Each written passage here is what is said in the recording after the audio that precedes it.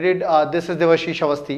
जैसे आपको पता होगा we are dealing with 10 AM daily series, तो उसका लेक्चर 97th है, तो हम क्लोज टू 100 पहुंच चुके हैं। मतलब 3 लेक्चर के बाद we are going to complete our 100, मतलब हम अपनी सेंचुरी कंप्लीट कर लेंगे इन लेक्चर्स की।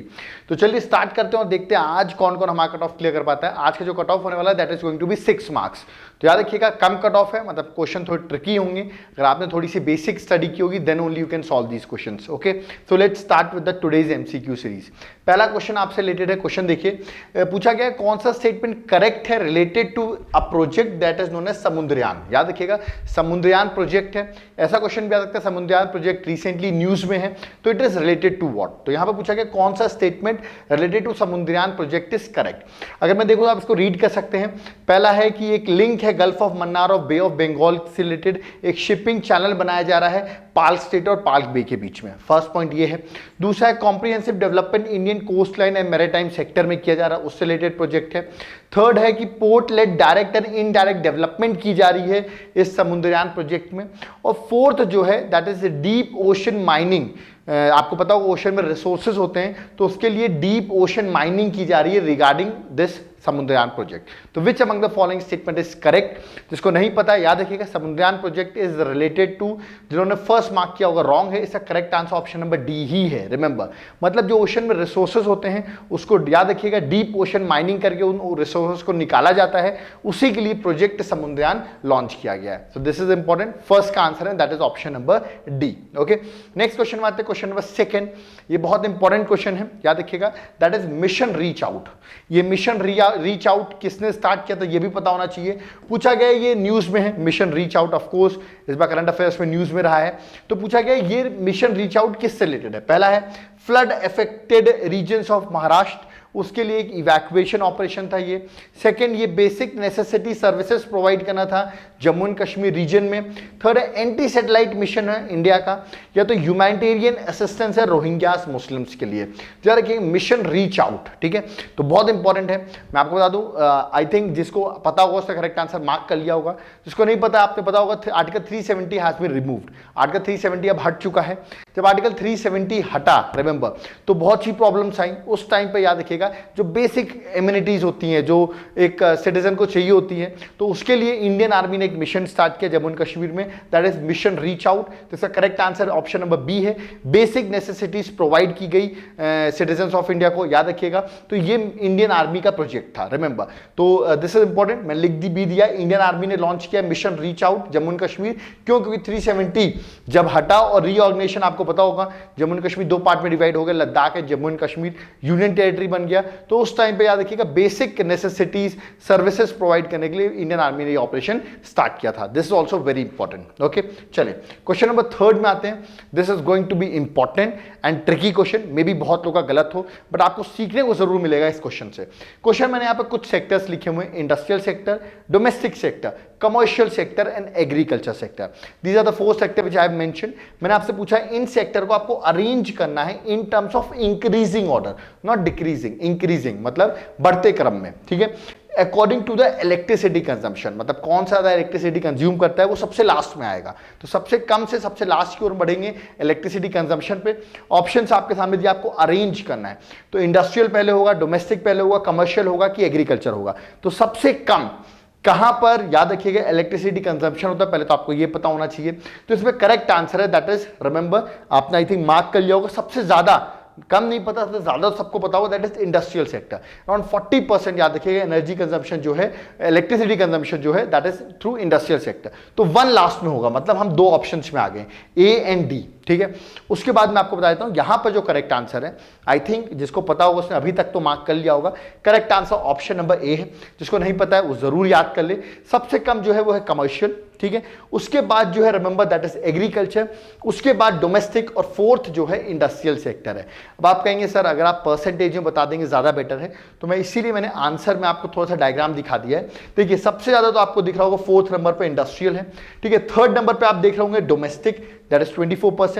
और उसके बाद एग्रीकल्चर और कमर्शियल में देखा जाए तो देख लीजिए आप agriculture that is second number पे था और कमर्शियल रैंक 1 पे था। तो देखा सबसे कम जो था वो कमर्शियल है, then agriculture, then domestic and last में है इंडस्ट्रियल सेक्टर। तो याद रखिएगा आंसर है 3 4 2 1। ये आपके लिए बहुत इंपॉर्टेंट क्वेश्चन है, ये एग्जाम में आ सकता है, ठीक है, अरेंजमेंट आ सकता है, आप शायद कमर्शियल डोमेस्टिक में कंफ्यूज हो सकते हैं, ठीक है। चलिए नेक्स्ट मूव करते हैं, क्वेश्चन नंबर 4। यहां इंपॉर्टेंट एक प्रोफाइल पूछी है, नेशनल हेल्थ प्रोफाइल।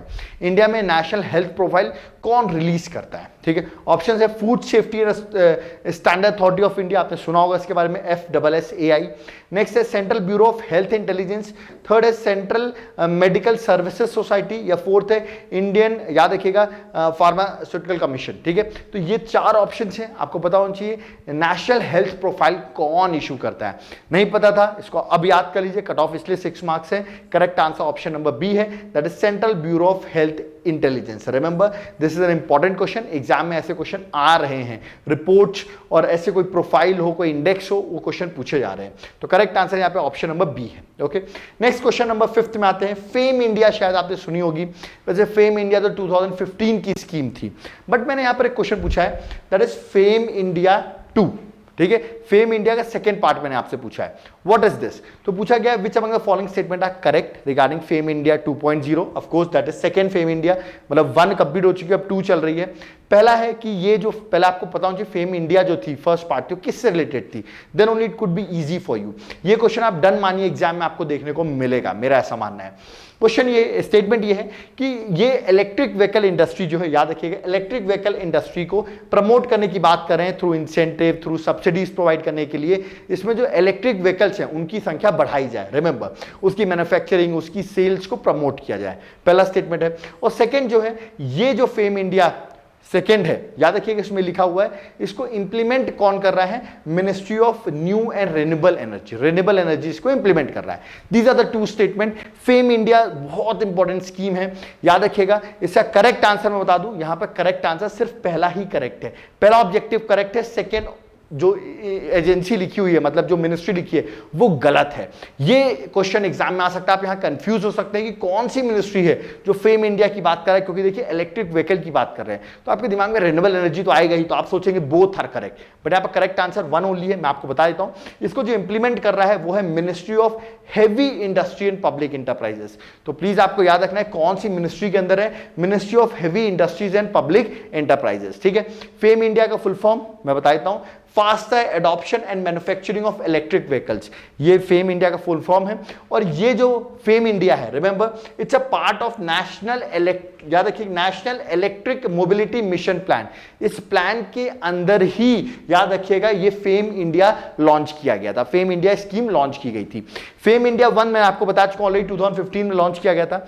अभी फेम इंडिया 2 चल रहा है, जो 3 इयर्स का टाइम पीरियड है, 2019 से याद रखिएगा 2019 से 2022 3 इयर्स का विंडो है फॉर फेम इंडिया 2.0, याद रखना आपको, ठीक है। तो यहां पर मिनिस्ट्री गलत दी हुई थी, बट याद रखना आपको किस प्लान के अंदर, ये भी पूछा सकता है, national electric mobility mission plan के अंदर ही ये फेम इंडिया स्टार्ट किया गया। This is very important, okay. चलिए नेक्स्ट आते हैं क्वेश्चन नंबर 6 में, स्वच्छ रेल स्वच्छ भारत 2019 रैंकिंग रिलीज की गई है। किसने इस रैंकिंग को रिलीज की है, दैट इज स्वच्छ रेल स्वच्छ भारत 2019 रैंकिंग। अगेन मैंने आपको बताया इसे रैंकिंग पूछी जा सकती, कौन किसने पब्लिश की है। देखिए ministry of railway, ministry of railway, ministry of railway, तीनों में मिनिस्ट्री ऑफ रेलवे लिखा, फोर्थ में मिनिस्ट्री ऑफ जल शक्ति लिखा हुआ है। तो इसके साथ पार्टनरशिप मिनिस्ट्री ऑफ जल शक्ति, partnership quality Council of India, partnership with NITI Aayog. तो आपको बताना है, जिसको नहीं पता होगा, बहुत लोग गेस लगाने की कोशिश कर रहे होंगे कि क्या हो सकता है, स्वच्छ रेल स्वच्छ भारत। कुछ लोगों ने नीति आयोग लगा भी दिया होगा, नीति आयोग हो सकता है मिनिस्ट्री ऑफ रेलवे के साथ हो और आपने मार्क कर दिया होगा, बट ये आंसर रॉन्ग है अगर आपने ये मार्क किया है। इसका correct answer option number C है, that is Ministry of Railway in partnership of Quality Council of India. याद रखिए क्वालिटी काउंसिल ऑफ इंडिया के साथ ये रैंकिंग पब्लिश की जाती है। This is also very important, okay. तो correct answer option number C okay, ओके। क्वेश्चन नंबर 7 में आते हैं, ये एग्जाम में आने के चांसेस सबसे ज्यादा है, that is 6 multiply by 6 multiply by 6, 6x 6x 6 आपको दिख रहा होगा। ये एक स्ट्रैटेजी है। अब पूछा गया ये जो स्ट्रैटेजी है जो न्यूज में है किससे रिलेटेड है। अब आपने अगर करंट अफेयर्स में नहीं सुना होगा तो मे भी थोड़ा सा ट्रिकी होगा, ट्रिकी क्वेश्चन हो सकता है, बट मैं आपको बताऊंगा इसका करेक्ट आंसर क्या है। पहला लिखा हुआ है टीबी को इरेडिकेट करना है 2025 तक, एड्स से रिलेटेड है, अनीमिया से रिलेटेड है, या जापानीज एंसेफेलाइटिस से रिलेटेड है। तो these are the 4 important decisions पूछा गया है, ये स्ट्रैटेजी किससे रिलेटेड है। और आपके दिमाग में होगा इसका नाम ऐसा क्यों रखा गया, 6 मल्टीप्लाई बाय 6 मतलब 6x ऐसा क्यों इसका नाम है, तो वो भी मैं आपको बताऊंगा। ये बहुत इंपॉर्टेंट है। पोषण भारत, आपने पोषण जो स्कीम, पोषण भारत जो सरकार ने स्कीम लॉन्च की थी उसके अंदर ही ये स्ट्रैटेजी लॉन्च की गई है, ठीक है। इसका करेक्ट आंसर है ऑप्शन नंबर सी, याद रखिएगा, अनीमिया मुक्त भारत सरकार का प्लान है। अनीमिया टेस्टिंग और ट्रीटमेंट से रिलेटेड ये स्ट्रैटेजी, मैं इसके बारे में आपको कुछ बता भी देता हूं, ये आप याद रख लीजिए। अनीमिया मुक्त भारत के अंदर ministry of health and family welfare ने जो पोषण अभियान है सरकार का, उसके अंदर याद रखिएगा ये स्टार्ट किया है, that is anaemia testing and treatment, remember. और याद रखिएगा इसमें टारगेट जो सरकार का to reduce anaemia bye 3% per year, मतलब 3% एनीमिया को हमें रिड्यूस करना है एवरी ईयर, ये गवर्नमेंट का टारगेट है, ये आपको पता होना चाहिए। अब आपके दिमाग में होगा सर 6 क्यों था इसका, इसलिए था क्योंकि याद रखिए यहाँ पे 6 बेनिफिशियरीज हैं, मतलब प्रेग्नेंट वुमेन, एडोलसेंट्स, मतलब जो भी बेनिफिशियरीज, कौन है, कितने बेनिफिशियरी, 6 इंटरवेंशंस हैं, मतलब सरकार क्या क्या करेगी वो इंटरवेंशंस हैं, जैसे फूड फोर्टिफिकेशन किया जाएगा, जो भी सरकार के मेथड्स होंगे वो 6 इंटरवेंशंस होंगे इस अनीमिया प्रोग्राम में, रिमेंबर। और 6 इंस्टीट्यूशनल मैकेनिज्म्स हैं, मतलब सरकार के जो इंस्टीट्यूशनल मैकेनिज्म है, किस तरह सरकार इसको अचीव करेगी, उसके मैकेनिज्म्स जो हैं वो यहाँ पर है। तो 6 मैकेनिज्म्स, 6 बेनिफिशियरी, 6 इंटरवेंशन, इसलिए इसका 6 नाम इसका दिया हुआ है। तो याद रखिएगा ये अनीमिया से रिलेटेड है, this could be the question for this year prelims, okay. तो ये इंपॉर्टेंट क्वेश्चन हो जाता है, ठीक है। नेक्स्ट आते हैं क्वेश्चन नंबर 8 में, या मैंने एक इंपॉर्टेंट वेब पोर्टल लिखा हुआ Prakash web portal. What is this Prakash web portal, या सकता है ये पोर्टल किसने बनाया है, मैं आपको हिंट देता हूं ये पोर्टल किसने बनाया है, लेकिन मैं हिंट दूंगा तो शायद आप आंसर बता देंगे, इसलिए मैं भी हिंट नहीं दे रहा हूं। पहले हम क्वेश्चन देख लेते हैं कि आंसर, ऑप्शंस देख लेते हैं कि ट्रांसपेरेंसी लानी है, purchase transaction between generator and discoms, पहला स्टेटमेंट है। सेकंड है coordination in coal supplies to power plant, जो कोल की सप्लाई होती है पावर प्लांट तक की, उसकी कोऑर्डिनेशन को इंप्रूव करना है।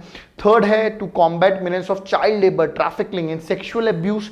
फोर्थ है e bidding of road projects. ये क्वेश्चन भी इस साल आप प्रीलिम्स में देख सकते हैं। प्रकाश पोर्टल, याद रखिएगा it's web portal, important question है, मैं आपको बताता हूं इसका करेक्ट आंसर, जिसको नहीं पता है इसका करेक्ट ऑप्शन नंबर सी है, सॉरी ऑप्शन नंबर बी है। इस पोर्टल को बनाया है एनटीपीसी ने, आपने सुना होगा एनटीपीसी के बारे में, एक महारत्न कंपनी है, ओके। तो याद रखिएगा कि कोऑर्डिनेशन को इंप्रूव करना है, कोल सप्लाई जो रहती है जो थर्मल पावर प्लांट तक जाती है, इसके बीच में जो कोल सप्लाई आपको पता हो बहुत लेट पहुंचती है, बहुत इनएफिशिएंट होती है, तो उसको बेटर करने के लिए प्रकाश पोर्टल बनाया गया है। मैं इसके बारे में थोड़ा सा डिटेल आपको बता देता हूं। याद रखिए प्रकाश पोर्टल का फुल फॉर्म है पावर रेल कोयला अवेलेबिलिटी थ्रू सप्लाई हार्मनी, ठीक है। अब इसमें क्या इनका प्लान है, इनका प्लान है कि जो मिनिस्ट्री ऑफ पावर, कोल और रेलवे है, इनके बीच में कोऑर्डिनेशन बैठाना है, जिससे कि क्या हो, रिमेंबर, प्रॉपर कोल जो है वो पहुंच सके कहां तक, थर्मल पावर प्लांट तक, रिमेंबर। और इसको डेवलप किसने किया है, it is developed by NTPC. NTPC आप सुना होगा, अच्छा, महारत्न कंपनी। तो करेक्ट आंसर यहां पर option number that is B है, रिमेंबर, कोऑर्डिनेशन बढ़ाना है कोल सप्लाई का थर्मल पावर प्लांट्स तक, ओके। चलिए नेक्स्ट क्वेश्चन हमारा डायरेक्ट क्वेश्चन है, इंडियन जस्टिस रिपोर्ट। ये इंडियन जस्टिस रिपोर्ट कौन पब्लिश करता है, नीति आयोग, एमनेस्टी इंटरनेशनल, टाटा ट्रस्ट या ministry of Law and justice. शायद ये आपको पहली बार आप सुन रहे होंगे, और जस्टिस देखते ही आपके दिमाग में शायद लॉ एंड जस्टिस आ रहा होगा, Ministry of Law and Justice आ रहा है, तो गलत है आंसर। तो correct answer option number C है, टाटा ट्रस्ट। टाटा जी भी बहुत न्यूज में आपको पता होगा, तो Tata Trust with the help of lots of NGOs ये रिपोर्ट पब्लिश की जाती है। तो याद रखिए Tata Trust is the main organisation, तो release by Tata Trust with collaboration of various NGOs, that is Indian justice Report जो पब्लिश की जाती है, ओके। और लास्ट क्वेश्चन आज का, अगेन एक रिपोर्ट पूछी गई है, ग्लोबल मोबिलिटी रिपोर्ट, ठीक है। मोबिलिटी रिपोर्ट से रिलेटेड है, रखिए ट्रांसपोर्टेशन से रिलेटेड है, मोबिलिटी से रिलेटेड है। कौन पब्लिश करता है, G20 group of 20 members, sustainable mobility for all, UN sustainable development for solutions network, world economic forum, okay. These are the 4 options. शायद मोबिलिटी देखते ही आप सोच रहे होंगे बी आंसर है, सस्टेनेबल मोबिलिटी फॉर ऑल। इस बार सही सोच रहे हैं अगर आप ये सोच रहे हैं, क्योंकि इस बार correct answer option number B ही है, रिमेंबर, ऐसा होता है। कि मैं बोलता हूं बार बार, आप सोच रहे होंगे ये और आप सोचते हैं हाँ यही सोच रहे थे लेकिन गलत है, बट ऐसा नहीं है इस बार। The correct answer option number B ही है। Remember, don't mark option number C. Sustainable mobility for all जो है वो रिपोर्ट पब्लिश करता है, ग्लोबल मोबिलिटी रिपोर्ट पब्लिश करता है। व्हाट इज दिस रिपोर्ट, थोड़ा सा मैं आपको बता देता हूं। याद रखिएगा, जो ग्लोबल परफॉर्मेंस है ट्रांसपोर्ट सेक्टर का, ठीक है, उसकी प्रोग्रेस किस तरह की है, ठीक है, किस तरह यूनिवर्सल एक्सेस मिल रहा है, एफिशिएंट है वो ट्रांसपोर्ट, सेफ्टी है, ग्रीन मोबिलिटी को प्रमोट कर रहा है। तो याद रखिएगा, इससे related global mobility report publish की जाती है। By whom? That is by sustainable mobility for all. तो याद रखिएगा रिपोर्ट कौन पब्लिश करता है, that is also very important. So we have done with the 10 AM series. I hope 6 जो कट ऑफ था बहुत लोगों ने क्वालिफाई किया होगा। याद रखिएगा, हमने एक अपना इनिशिएटिव स्टार्ट किया, आपने देखा होगा, that is we are covering questions related important topics, जो हमने इनिशिएटिव स्टार्ट किया जिसमें हम 8 to 10 लेक्चर्स में जो इंपॉर्टेंट टॉपिक्स हैं इस साल जो हमें लग रहा है एग्जाम में आएंगे वो हम कवर कर देंगे। उसकी पीडीएफ भी आपको अवेलेबल हो जाएगी। उसकी पीडीएफ हमारे ये जो लेक्चर्स चल रहे हैं पीडीएफ, इन सब की पीडीएफ आपको एक ही व्हाट्सएप ग्रुप में मिलेगी। उसके लिए आप हमारे इस व्हाट्सएप नंबर को जरूर ज्वाइन करें। नंबर डिस्क्रिप्शन बॉक्स में मेंशन है, प्लस यहाँ पर भी हमने लिख दिया है। इस नंबर को आप इस पर हमको आप पिंग कर सकते हैं। इसका कॉस्ट है जो कि ऊपर लिखा हुआ है, ईयरली कॉस्ट है जिसमें आपको बहुत सारी पीडीएफ आगे चल के फ्यूचर में भी मिलती रहेंगी। तो हमारे इनिशिएटिव को जरूर ज्वाइन करें। और आपको इनिशिएटिव पसंद आया क्योंकि आप लोगों ने वहाँ बहुत से कमेंट किए हैं, इससे हमको लग रहा है कि उस इनिशिएटिव को कंटिन्यू रखें। ओके, एक इन्फॉर्मेशन मुझे और देनी है आपको। जो हमारा करंट अफेयर्स के लेक्चर्स चल रहे हैं मॉर्निंग 9 AM में आ रहे हैं, और 3 सितंबर था, आज का लेक्चर आ गया होगा, आपने देख लिया होगा। बट जो कल का लेक्चर है, ठीक है, 4 सितंबर को वो ऑफ रहेगा। 4 सितंबर को लेक्चर नहीं आएगा, रिमेंबर, है ना। 5 सितंबर को जो लेक्चर आएगा वो 4th को कवर करेगा, ठीक है। तो याद रखिएगा 4 सितंबर को 9 AM पे लेक्चर नहीं आएगा। उसकी आगे हम कुछ दूसरी चीजें इंट्रोड्यूस कर देंगे 9 AM पे, है ना, एक दूसरा लेक्चर इंट्रोड्यूस कर देंगे, लेकिन 5th से वापस कंटिन्यू हो जाएगा अपने ही टाइम पर, ठीक है। और एक पॉइंट और मुझे आपको बताना है, जो मैंने आपसे क्वेश्चंस पूछे हैं उनको जरूर कमेंट बॉक्स में कमेंट करिए। आपको इनिशिएटिव पसंद आ रहा है, लाइक का बटन जरूर दबाएं। जो लोग नए हैं, फर्स्ट टाइम आए चैनल में, चैनल को सब्सक्राइब जरूर करें, प्लेलिस्ट विजिट करें। आपको अगर अच्छा लगता है देन ओनली आप सब्सक्राइब करें, और आपको कोई डाउट क्वेरीज है वो भी आप कमेंट बॉक्स में